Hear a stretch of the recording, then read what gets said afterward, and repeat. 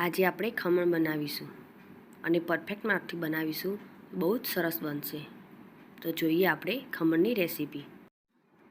તો સૌથી પહેલાં આપણે 2 કપ ચણાનો લોટ લઈશું અને તેને સારી રીતે ચાળણીથી ચાળી લઈશું. કોઈ પણ વાટકીનું માપ પણ લઈ શકાય. 2 વાટકી ચણાનો લોટ લઈ લેવાનો. આ રીતે બધો લોટ ચાળી લીધો છે. બીજા એક વાસણમાં આપણે 1.5 કપ જેટલું પાણી લઈશું. વાટકીનું માપ લીધું હોય તો 1.5 વાટકી પાણી લઈ લેવાનું. તેમાં અડધી ચમચી મીઠું એડ કરીશું. 5 થી 6 ચમચી જેટલી દળેલી ખાંડ એડ કરીશું. અડધી ચમચી લીંબુના ફૂલ એડ કરીશું અને ચપટી હળદર એડ કરીશું. લીંબુના ફૂલ અને ખાંડ આગળ ત્યાં સુધી આપણે તેને હલાવી લઈશું. હવે આ પાણીને આપણે બેસનમાં એડ કરીશું અને પતલું એવું બેટર તૈયાર કરીશું. જરૂર પડે એટલું આપણે પાણીમાં એડ કરતા રહીશું. હજુ પણ પાણીની જરૂર છે. હજુ પણ થોડું આપણે પાણી એડ કરી દઈશું.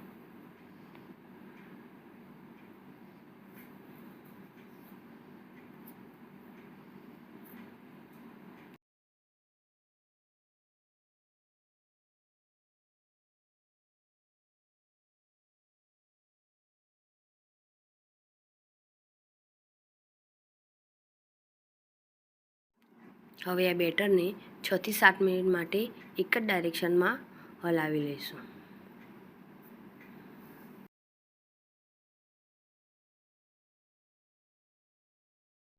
હવે તેને ઢાંકીને 10 મિનિટ માટે મૂકી રાખીશું. હવે આવો ડબ્બો કે કોઈ આવું વાસણ લઈ લઈશું અને તેમાં ઓઇલ લગાવી લઈશું. 10 મિનિટ પછી આપણે તેમાં અડધી ચમચી સોડા એડ કરીશું. બેટરને એક જ ડાયરેક્શનમાં હલાવતા રહીશું.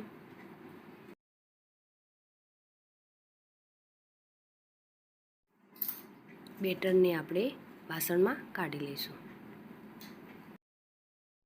હવે આ રીતે વાસણ લઈને પાણી એડ કરીને અંદર સ્ટેન્ડ મૂકીને ખમણને મૂકી દઈશું અને તેને ઢાંકી દઈશું અને કન્ટિન્યુ 20 મિનિટ માટે થવા દઈશું.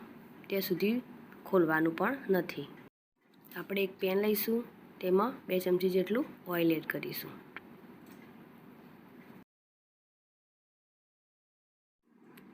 બે ચમચી જેટલી રાઈ એડ કરીશું. થોડા મીઠા લીમડાના પાન એડ કરીશું.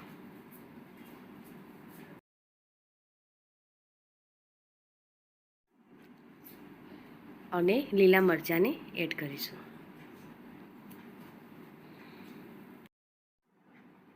તેમાં 2 ગ્લાસ જેટલું પાણી એડ કરી દઈશું. તેમાં 2 ચમચી જેટલી ખાંડ એડ કરીશું. અડધી ચમચી જેટલું મીઠું એડ કરીશું. આપણું પાણી એવું રેડી થઈ ગયું છે. હવે તેને આપણે ગેસની ફ્લેમ બંધ કરી દઈશું અને તેને ઢાંકી દઈશું.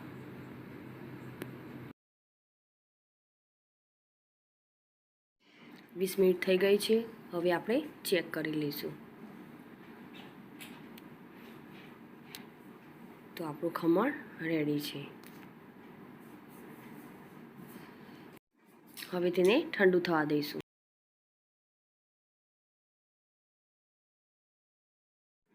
ઠંડુ થઈ જાય પછી આપણે તેને પલટાવી લઈશું અને બહાર કાઢી દઈશું.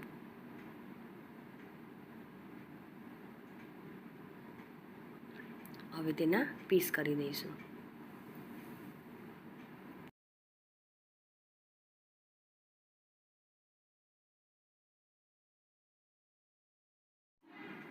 સરસ એવું ખમણ તૈયાર થઈ ગયું છે.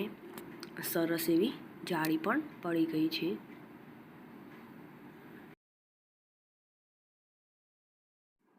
સરસ એવું સોફ્ટ ખમણ રેડી છે. ખમણ ઉપર આપણે જે પાણી બનાવ્યું હતું તે એડ કરી દઈશું.